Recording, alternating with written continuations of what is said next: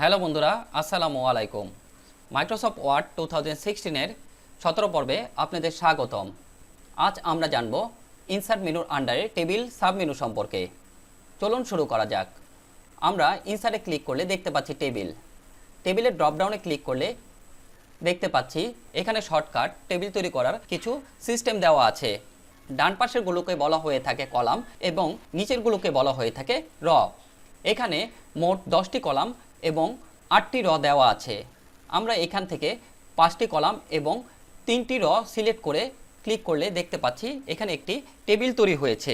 আমরা যে ঘরটা দেখতে পাচ্ছি এটাকে বলা হয়ে থাকে সেল। আর যেটা আমরা দেখতে পাচ্ছি এটাকে বলা হয়ে থাকে র। আর লম্বা যেটা দেখতে পাচ্ছি এটাকে বলা হয়ে থাকে কলাম। আমরা যে যোগ চিহ্নটা দেখতে পাচ্ছি এখানে ক্লিক করলে দেখতে পাচ্ছি আমাদের টেবিলটা সিলেক্ট হয়ে গেছে। এখন ব্যাক স্পেসে ক্লিক করলে দেখতে পাচ্ছি টেবিলটা ডিলিট হয়ে গিয়েছে। আমরা আবার যদি টেবিলে যাই, এর নিচে আমরা দেখতে পাচ্ছি ইনসার্ট টেবিল ক্লিক করার পর আমরা দেখতে পাচ্ছি ইনসার্ট টেবিল। এর নিচে দেখতে পাচ্ছি টেবিল সাইজের নিচে দেখতে পাচ্ছি নাম্বার অফ কলাম। আমরা এখানে কলাম নিলাম 60টা। এর নিচে আমরা দেখতে পাচ্ছি নাম্বার অফ র। এখানে আমরা র নিলাম 5টা। এর নিচে আমরা দেখতে পাচ্ছি অটোফিট বিহেভিয়র। এর নিচে আমরা দেখতে পাচ্ছি ফিক্সড কলাম উইথ। এখানে দেওয়া আছে অটো, অর্থাৎ এখানে যে 60টা কলাম দেওয়া আছে 60টা কলামের সাইজ একই হবে। আমরা ফিক্সড কলাম উইথ সিলেক্ট করে ওকে ক্লিক করলে দেখতে পাচ্ছি একটি টেবিল ক্রিয়েট হয়েছে এবং আমরা দেখতে পাচ্ছি এখানে যে টেবিলটা ক্রিয়েট হয়েছে টেবিলের প্রত্যেকটা কলামের সাইজেই একই রকম। এখন যদি আমরা এখানে কার্সার ক্লিক করে টেবিল থেকে ইনসার্ট টেবিলে যাই, এখানে দেখতে পাচ্ছি অটো ফিট টু কন্টেন্টের কাজ হচ্ছে আমাদের লেখা বাড়ার সাথে সাথে টেবিলের সাইজ আস্তে আস্তে বাড়তে থাকবে। আমরা এখানে 5টা কলাম 3টা র নিয়ে অটো ফিট কন্টেন্ট সিলেক্ট করে ওকে ক্লিক করলে দেখতে পাচ্ছি একটি ছোট টেবিল ক্রিয়েট হয়েছে। এখন এই সেলটার ভিতর যদি আমরা কিছু লিখি তাহলে দেখতে পাচ্ছি সেলটা আস্তে আস্তে বড় হচ্ছে।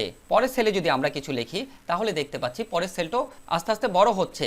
এর পরের সেলে যদি আমরা কিছু লিখি তাহলে দেখতে পাচ্ছি যে পরের সেলটার উইটও আস্তে আস্তে বাড়ছে।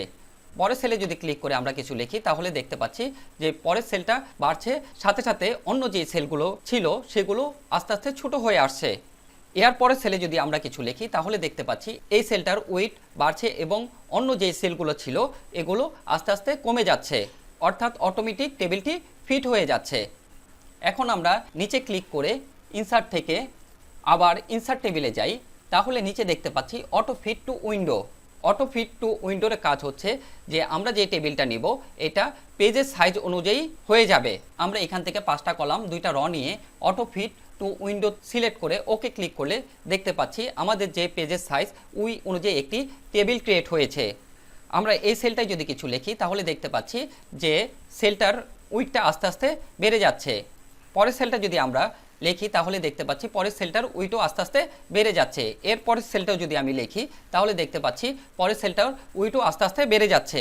পরের সেলটায় যদি আমি লিখি তাহলে দেখতে পাচ্ছি পরের সেলটার উইট বেড়ে যাচ্ছে, আর অন্য যেই সেলগুলো আছে এই সেলগুলোর উইটগুলো আস্তে আস্তে কমে যাচ্ছে।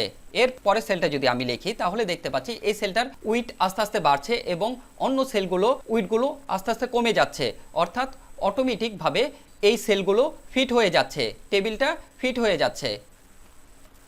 পরবর্তীতে আমরা দেখতে পাচ্ছি ড্র টেবিলে ক্লিক করলে আমরা দেখতে পাচ্ছি একটি পেন্সিল। এই পেন্সিলের মাধ্যমে আমরা ইচ্ছা মতন টেবিল ক্রিয়েট করতে পারি। আমরা মাউসের লেফট বাটন চেপে ধরে এভাবে টেবিল ক্রিয়েট করতে পারি।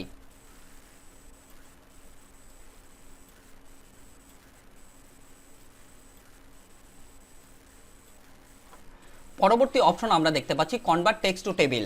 আমরা এই প্যারাগ্রাফটি সিলেক্ট করার পর কনভার্ট টেক্সট টু টেবিলে ক্লিক করলে এখানে আমরা দেখতে পাচ্ছি number of column, number of row, fixed column width, auto fit to content, auto fit to window.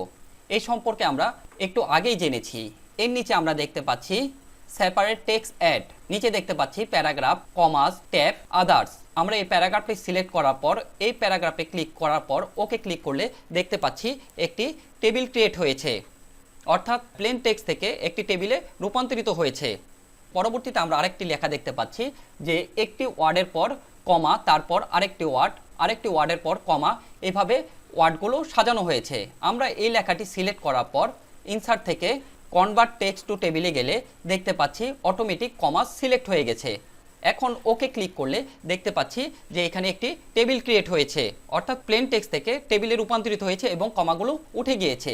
পরবর্তীতে আমরা আরও কিছু লেখা দেখতে পাচ্ছি যে একটি ওয়ার্ডের পর কিবোর্ড থেকে ট্যাব দিয়ে আরেকটি ওয়ার্ড লেখা হয়েছে, এরপর আরেকটি ট্যাব দিয়ে আরেকটি ওয়ার্ড লেখা হয়েছে, এরপর আরেকটি ট্যাব দিয়ে আরেকটি ওয়ার্ড লেখা হয়েছে। এখন এই লেখাটি সিলেক্ট করার পর আমরা ইনসার্ট থেকে কনভার্ট টেক্সট টু টেবিলে গেলে দেখতে পাচ্ছি অটোমেটিকভাবে ট্যাব সিলেক্ট হয়ে আছে। এখন আমরা ওকে ক্লিক করলে দেখতে পাচ্ছি যে এখানেও একটি টেবিল ক্রিয়েট হয়েছে, অর্থাৎ প্লেন টেক্সট থেকে টেবিলে রূপান্তরিত হয়েছে। পরে আমরা কিছু নাম দেখতে পাচ্ছি যে একটা নামের পর ড্যাশ দেওয়া, এরপর আরেকটা নামের পর আরেকটা ড্যাশ দেওয়া, এরপর আরেকটা নামের পর আরেকটা ড্যাশ দেওয়া। এখন লেখাটি সিলেক্ট করার পর আমরা টেবিল থেকে কনভার্ট টেক্সট টু টেবিলে ক্লিক করলে এখানে দেখতে পাচ্ছি অটোমেটিকভাবে আদার্স সিলেক্ট হয়ে আছে এবং এখানে একটাই ড্যাশ চিহ্ন। এরপর যদি আমরা ওকে ক্লিক করি তাহলে দেখতে পাচ্ছি এই প্লেন টেক্সটগুলো একটি টেবিলে রূপান্তরিত হয়েছে এবং নামের মাঝখানে যে ড্যাশগুলো ছিল ওইগুলো উঠে গিয়েছে। পরবর্তীতে আমরা দেখতে পাচ্ছি এক্সেল স্প্রেডশিট। মাঝে মাঝে আমাদের ওয়ার্ডে এক্সেল শিটের প্রয়োজন হতে পারে। এখান থেকে যদি আমরা এক্সেল শিটে ক্লিক করি তাহলে দেখতে পাচ্ছি এখানে একটি এক্সেল শিট চলে এসেছে।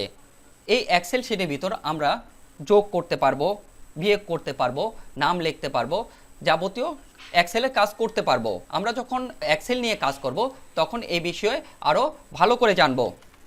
পরবর্তীতে আমরা দেখতে পাচ্ছি কুইক টেবিল। এখানে কিছু টেবিল দেওয়া আছে, আমরা ইচ্ছা করলে এই টেবিলগুলো আমরা ইউজ করতে পারি।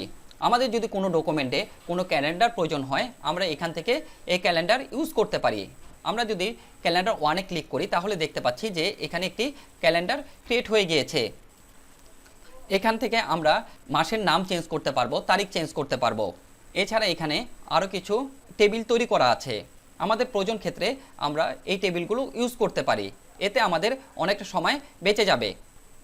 আমার টিউটোরিয়ালগুলো যদি আপনাদের ভালো লেগে থাকে তাহলে লাইক, কমেন্ট এবং শেয়ার করতে ভুলবেন না। আজ এই পর্যন্তই, আগামী পর্বের আমন্ত্রণ জানিয়ে এখানে শেষ করছি।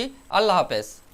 Don't forget click the subscribe button and hit the bell icon.